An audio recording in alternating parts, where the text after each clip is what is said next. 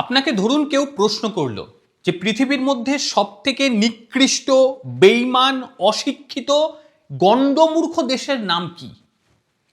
আপনি এক পলকে উত্তর দিয়ে দেবেন, বলবেন বাংলাদেশ। একেবারে এই বাংলাদেশের অবস্থা এখন এমন পর্যায়ে পৌঁছেছে, মানে পাম্প খেতে খেতে এমন পর্যায়ে পৌঁছেছে যে কোনো মুহূর্তে এ ফেটে যাবে।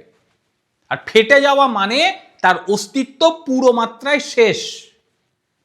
পাকিস্তানের দেওয়া যে পাম্প, সেই পাম্পে রীতিমতো ফুলে ফেপে উঠেছে তারা, এবং মনে করছে যে পাকিস্তান যেহেতু তাদেরকে আশ্বাস দিয়েছে সেহেতু তারা ধরাছোঁয়ার বাইরে চলে গিয়েছে। মানে ঔদ্ধত্যটা কোন জায়গায়! ক্রমাগত এই কয়েক মাস ধরে ভারতের পেছনে এরা লেগে আছে, অথচ ভারতবর্ষকে দেখুন কিচ্ছু বলছে না, চুপচাপ। ভাই তুই ভুঁকছিস, ভুঁকে যা। রাস্তাঘাটে কুকুর তো চিৎকার করে, সব ক্ষেত্রে এই চিৎকারটা আমাদের কানে আসতে পারে, আবার কিছু ক্ষেত্রে আমাদের কানে আসে না। কিন্তু এবার মনে হচ্ছে এদের চিৎকারটা একটু বাড়াবাড়ি পর্যায়ে পৌঁছে গেছে। এইবারে আপনাকে ঢিল নিয়ে, লাঠি নিয়ে বাইরে বেরোতে হবে এবং পেছনে 2-4 বাড়ি দিতে হবে। তবে যদি এদের চিৎকারটা কমে, তবেই আপনি রাত্রিরে ঠিকঠাক ঘুমোতে পারবেন। ঔদ্ধত্যটা আপনাদের একবার দেখাচ্ছি। বাংলাদেশের নেভি তারা বিশেষ সতর্ক বার্তা জারি করেছে। কি লিখেছে দেখুন। তারা লিখেছে, আগামী 29 এবং 30 ডিসেম্বর 2025 বাংলাদেশের নৌবাহিনী জাহাজ কর্তৃক বঙ্গোপসাগরে নির্ধারিত এলাকায় ভারী গোলাবর্ষণ হবে। এই সময় নিরাপত্তার স্বার্থে সকল নৌযান, বাণিজ্যিক জাহাজ, কোস্টার, মাছ ধরার নৌকা, ট্রলার সমূহ উক্ত এলাকায় অবস্থান ও চলাচল থেকে বিরত থাকার জন্য বিশেষভাবে অনুরোধ ও সতর্ক করা হচ্ছে। তথ্যটি শেয়ার করে জনসাধারণের মধ্যে ছড়িয়ে দিতে বলা হয়েছে বাংলাদেশ নৌবাহিনীর পক্ষ থেকে। এতদিনে কখনো আপনারা শুনেছেন যে বাংলাদেশি নৌবাহিনী তারা বঙ্গোপসাগরের মধ্যে গোলাবর্ষণ করবে? কি কারণ হতে পারে এর মধ্যে? এর মধ্যে ঠিক কি যুক্তি থাকতে পারে? কি করবে গোলাবর্ষণ করে? এর মধ্যে যুক্তি হচ্ছে বোকা বর্বর বাংলাদেশিগুলি পাকিস্তানের কথা শুনছে। এক কথায় যুদ্ধের অভ্যাস।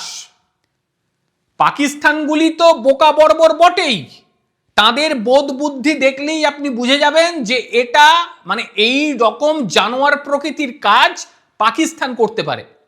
আর এবার পাকিস্তানের পাম্প খেয়ে এরাও সেটা শুরু করে দিয়েছে।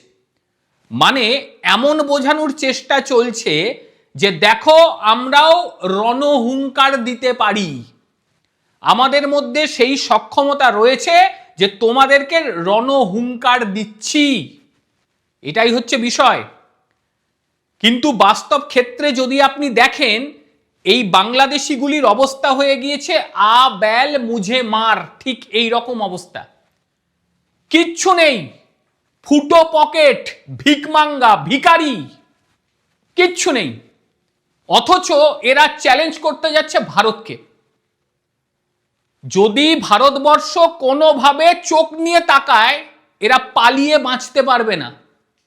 আজ্ঞে হ্যাঁ, যারা বাংলাদেশে থেকে বাংলাদেশি সরকারের সমর্থন করে যাচ্ছে এবং ভাবছে যে বাংলাদেশ সরকার বিরাট কিছু করে ফেলেছে, তাদেরকে পাকিস্তান সমর্থন করে অনেক কিছু দিয়ে দেবে, এই ভাবনাটা যারা ভাবছে তারা ভুল।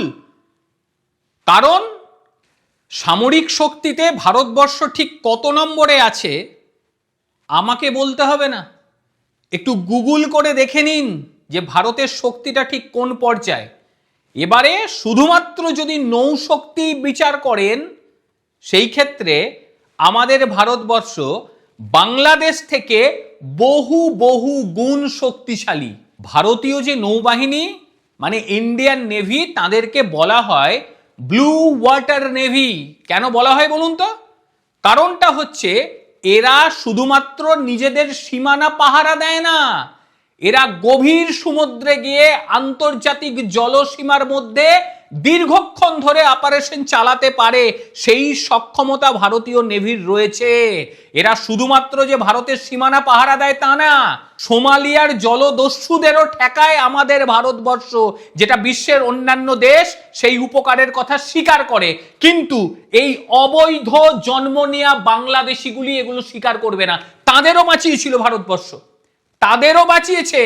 গতকালের ঘটা, তাদের পাঁচটা বিমান সেখানে অবতরণই করতে পারেনি বাংলাদেশে, আশ্রয়কে দিয়েছিল ভারতবর্ষ, আশ্রয় ভারতবর্ষ দিয়েছিল। কিন্তু এই অকৃতজ্ঞ, অশিক্ষিত, বর্বর, বোকা বাংলাদেশ এগুলো জীবনে স্বীকার করবে না। আমাদের মধ্যে তো মানবিকতা বোধ রয়েছে, আমরা তো পারি না এতগুলো মানুষকে মেরে দিতে, এই বাংলাদেশিগুলো পারে, কিন্তু আমরা পারি না। ওখানে তো প্রাণ রয়েছে। ভারতবর্ষ বলবে না না তোমাদেরকে ঢুকতে দেবো না, তোমরা অন্য জায়গায় চলে যাও। দেখুন তো কি পরিস্থিতি, পাঁচখানা বিমান, এমনি নয়, 5টা বিমানের কতজন থাকতে পারতো বলুন তো?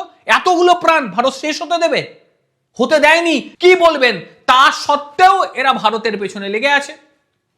এইবারে কিছু বৈশিষ্ট্য আপনাকে বলি, মানে যদিও তুলনা হয় না, ভারতীয় নেভির সঙ্গে বাংলাদেশি নেভির কোনো তুলনা হয় না, তাও একটু বলি, অল্প স্বল্প একটু শুনুন, ভালো লাগবে, আমারও বলতে ভালো লাগবে, আপনাদেরও শুনতে ভালো লাগবে। এবারে বৈশিষ্ট্যগত দিক যদি বলি, ভারতীয় নৌবাহিনী বাংলাদেশি নৌবাহিনীর থেকে র্যাঙ্কিংয়ে অনেক বেশি এগিয়ে রয়েছে। বর্তমান সময়ে ভারতীয় শুধুমাত্র নৌবাহিনীর র্যাঙ্কিং 5ম, আর বাংলাদেশে কত শুনবেন? বাংলাদেশে হচ্ছে প্রায় 30তম, অর্থাৎ বাংলাদেশ 30, ভারত 5ম। এবারে এয়ারক্রাফট ক্যারিয়ারের কথা বলি, ভারতের 2টি রয়েছে, আপনারা সবাই জানেন, আইএনএস বিক্রমাদিত্য, আইএনএস বিক্রান্ত। বাংলাদেশের কটা রয়েছে শুনবেন? শুনে লাভ নেই। এবারে ডুবোজাহাজ, সাবমেরিন, ভারতের প্রায় রয়েছে 30 থেকে 35টি, সেগুলি আবার পরমাণু শক্তি চালিত সাবমেরিন। বাংলাদেশে কটা রয়েছে শুনবেন? 2টি, চলে ডিজেল ইলেকট্রিকে, আঙ্কে হ্যাঁ ডিজেলে চলে। এবারে ডেস্ট্রয়ার ভারতের রয়েছে 13টি, বাংলাদেশের নেই, শুনে লাভ নেই। ফ্রিগেট ভারতের রয়েছে 17টি, বাংলাদেশের কটা? 5টা। কারভেট ভারতের রয়েছে প্রায় 20 থেকে 28টি, বাংলাদেশের রয়েছে 3 থেকে 4টি। এবারে টহলদারি জাহাজ এবং অন্যান্য জাহাজ মিলিয়ে ভারতের রয়েছে প্রায় 250 থেকে 300টি, বাংলাদেশের কটা শুনবেন? 50টি। আজ্ঞে হ্যাঁ, এটাই হচ্ছে পার্থক্য। প্রতিরক্ষা বাজেটের ক্ষেত্রে যদি ধরি, ভারতবর্ষের $75 বিলিয়ন, আর বাংলাদেশের কত শুনবেন? $4.3 বিলিয়ন। আজ্ঞে হ্যাঁ, পার্থক্যটা ঠিক এই রকম একটা বিরাট ফারাক নিয়ে এরা লড়াই করতে আসছে। এদের মাথায় এই গুগোবরগুলো কারা ভরেছে আমার জানা নেই, তবে এগুলি যে পাকিস্তানিগুলি ভরেছে এই ব্যাপারে একেবারে নিশ্চিত, যে এই নোংরা পাকিস্তানিগুলি বাংলাদেশকে জলাঞ্জলি দিয়ে দেবে, মানে ফ্রিতে মার খাওয়ানোর জন্য রীতিমতো রেডি হয়ে গিয়েছে।